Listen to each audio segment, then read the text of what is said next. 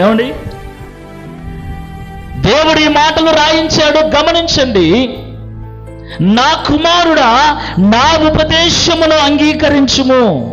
దేవుడు మనకు ఒక ఉపదేశాన్ని చేస్తూ ఉన్నాడు.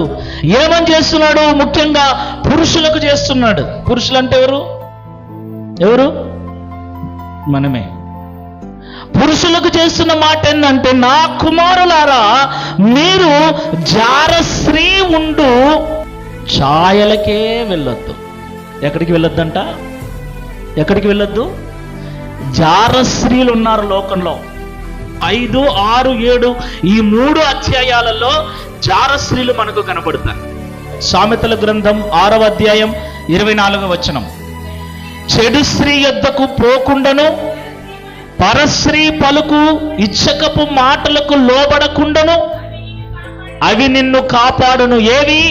నా కుమారుడా నా ఉపదేశమును అంగీకరించుము, నా కుమారుడా నా ఆజ్ఞలను గైకొనుము. దేవుని యొక్క మాటలను నువ్వు గైకొంటే, దేవుని యొక్క ఉపదేశాన్ని నువ్వు అంగీకరిస్తే, ప్రతి ఆదివారం దేవుడు నీతో మాట్లాడేటువంటి ఆ దేవుని మాటలకు నువ్వు లోబడితే, ఆ దేవుని మాటలు నిన్ను చెడు స్త్రీ యొద్దకు పోకుండాను పరస్త్రీ పలుకు ఇచ్చకపు మాటలకు లోబడకుండాను.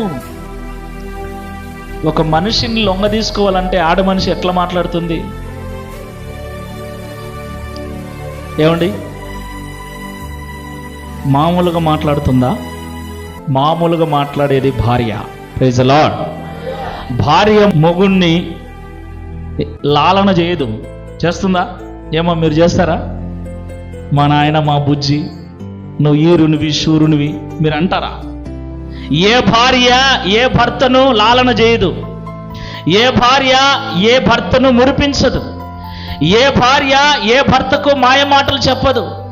ఏ భార్య ఏ భర్తను కవ్వించదు, మురిపించదు. తన లొయలు చూపించి హొయలు చూపించి ఏ భార్య కూడా భర్తను ముగ్గులోకి దింపదు. అలా దింపే బుద్ధులు ఎవరికి ఉంటాయంటే జార స్త్రీలకు ఉంటాయి, వేశ్యాతనము కలిగిన స్త్రీలకు ఉంటాయి.